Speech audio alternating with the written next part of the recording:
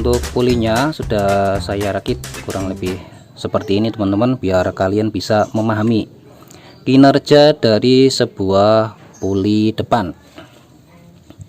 Pertama, motor langsam itu posisi fan bell dia berada di titik paling terdalam. Titik paling terdalam ketika kita diintip dari sebelah sini ya,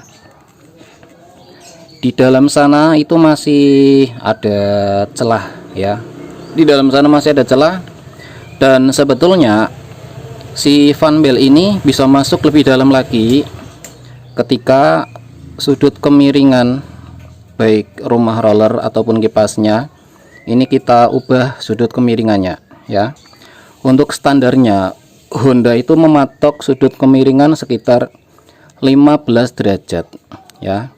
Ketika kalian bubut menjadi 14 derajat ataupun 13,5, maka si fan bell ini dia akan bisa lebih masuk lebih dalam lagi. Itu artinya apa? Semakin kecil ya fan bell bisa masuk lebih dalam lagi, maka untuk fan bell yang belakang itu dia akan semakin melebar. Ibarat kata kayak rasio atau enggak kinerja dari sebuah gear belakang dan gear depan ya. Semakin depan kecil itu semakin akselerasinya nambah, atau enggak semakin gear belakang itu gede itu akselerasinya semakin nambah, dan juga sebaliknya ya, kayak gitu. Oke. Nah, di sini untuk sudut kemiringan bisa diubah ya. Diubah dari 15 bisa 14 atau enggak 13,5. Itu tujuannya apa? Tujuannya agar si fan bell ini bisa masuk lebih dalam lagi dan bisa untuk mengejar akselerasi kayak gitu. Nah, selanjutnya di sini rumah roller sudah di krok untuk jalurnya ya teman-teman. Oke, kita intip. Ini puli masih standar ya, masih standar, belum dibubut untuk sudut kemiringannya. Di sini sudah saya krok. Nah, akan tetapi ketika si rumah roller ini dia sudah mepet ya, sudah mepet, ini berarti di RPM atas. Nah, ini si roller hanya mentok di sekitaran segini ya, lebih tinggi daripada sebelumnya sebelum dikerok.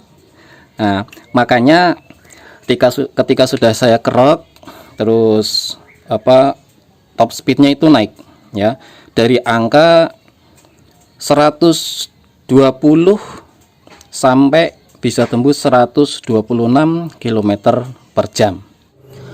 Yang selanjutnya adalah kita mengenal sebuah roller ya teman-teman ya, dimana kita ketahui si roller itu bekerja ketika power mesin tambah. Nah, si roller ini secara otomatis dia akan naik. Perlihat ya, perlihatkan coba nih, tak perlihatkan. Power naik, otomatis si roller akan naik terus di titik paling atas. Maka secara tidak langsung si fan bell juga berada di posisi titik paling atas ya. Nah, terus kenapa rumah roller ini atau jalur roller ini dikerok? Ini berfungsi untuk roller ini agar naiknya lebih tinggi lagi, dan difungsikan agar si fan bell bisa naik lebih di atas titik maksimal ya. Dalam artian ini adalah mengejar top speed ya, kerok rumah roller. Walaupun ini sudah dikerok, tapi si roller ini tidak bisa naik sampai ke atas ini guys. karena dia akan tertahan di sini, udah mentok atau sudah pol ya. Nah, agar menaikkan si roller ini biar lebih naik lagi, kalian harus merubah sudut derajat ya. Yang standarnya adalah di 15 derajat, kalian harus ubah di bawahnya sekitar 14 atau enggak 13,5. Oke, kayak gitu. Nah, terus ada pertanyaan, kenapa kalau misalkan roller ringan itu akselerasinya tambah enak? Ya jelas. Nah, sebagai salah satu contoh, kalian tak perlihatkan gaya sentrifugal. Jadi kinerjanya kayak gini. Ini ada tali ya. Anggap saja ini di ujung sini adalah tumpu beban ya. Nah, kita putar kayak gini ya. Kita putar kayak gini. Dengan power yang kecil, si ujung beban ini dia tidak bisa memposisikan di titik paling teratas kayak gini teman-teman. Oke, paham? Sulit banget ini, sulit banget. Harus dengan ekstra keras kayak gini baru bisa. Nah, itu sama artinya kayak gitu. Nah, ketika kita kasih beban di sini, kita menggunakan power yang sedikit, tapi si bebannya sudah di titik paling tertinggi. Nah, ini sama artinya ketika kalian menggunakan roller yang ringan, itu membutuhkan power yang gede untuk mengangkat sebuah roller. Makanya terkadang banyak yang bilang ganti roller yang ringan itu dia bakalan ngegerung motornya. Iya, emang kayak gitu, membutuhkan power yang gede, jadi ngegerung kayak gitu guys. Beda dengan roller yang standar dengan power yang sedikit, akan tetapi si roller ini dia naik dan memposisikan di posisi yang paling teratas. Nah, di sini sudah paham. Kalau sudah paham, kita lanjut ke puli belakang.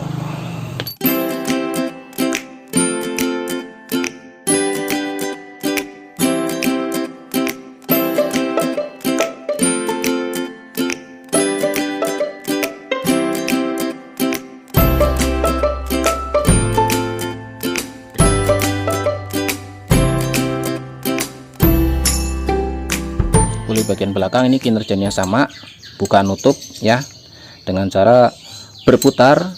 Jadi berputarnya itu enggak berputar 360 derajat, enggak. Nih, perhatikan ya. Jadi saya taruh di sini, kita putar. Nah, ini mentok hanya di segini. Jadi enggak muter full itu, enggak. Makanya di dalamnya itu ada jalur ya, ada jalurnya paling sekitar segini ya. Nah, untuk mengejar akselerasi, kalian harus perkeras per ini dengan cara ganti per yang ukurannya lebih keras ya, 1500 rpm atau 2000 rpm tergantung dari selera kalian ya. Kalau saya lebih suka pakai bawaan yang ori, di bagian atasnya sini diganjal pakai ring dengan ketebalan 3-4 mili. Nah, fungsinya agar bisa lebih menekan fan belt ya, mengurangi daya slip, kurang lebih seperti itu. Si kampas ganda ini bekerja akan membuka dan menutup. Membuka jika RPM semakin tinggi dan menutup jika RPM semakin rendah. Semakin cepat kita belajar, semakin cepat pula dia membuka, dan sebaliknya kayak gitu. Dan selanjutnya banyak yang gonta-ganti di bagian pir ya. Ada yang pakai pir lebih keras, ada yang pakai pir lebih lembut ya, lebih kecil daya kekerasannya. Nah, ini juga ngefek. Ngefeknya gimana?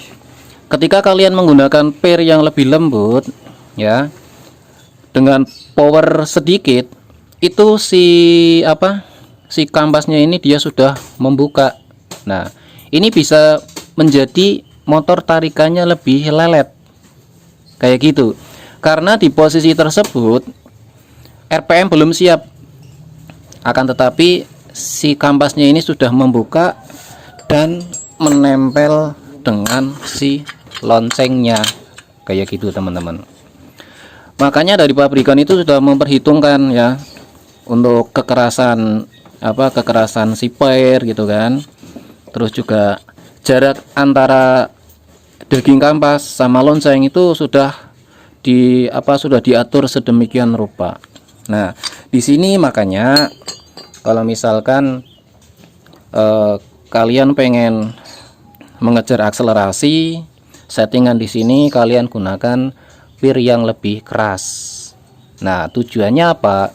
Tujuannya biar si kampas ganda ini membuka ketika di RPM RPM naik ya. Misalkan nih dari RPM 1000 sampai RPM 10.000 misalkan saja. Nah, kalau untuk ukuran standar ya, kita bisa memberikan sebuah contoh. Misalkan saja di RPM 3000 misalkan si kampas ini sudah mulai membuka. Di RPM 5000 si kampas ini bakalan nempel sama lonceng. Misalkan saja ya, settingan pabrik kayak gitu. Andai saja kalian ubah pair ini menjadi lebih lembut, maka di RPM 3000 si kampas ini sudah nempel sama loncengnya. Itu artinya motor rasanya itu agak sedikit lelet, tapi tarikannya lembut kayak gitu. Semakin kalian memperkeras pair ya, misalkan nih kalian memperkeras pair ini di atas standarnya, nah berarti dia akan membuka ketika di atas RPM 5000 dengan power yang sudah siap, dia nanti bakalan menempel. Nah, disitulah motor terasa semakin galak kayak gitu teman-teman.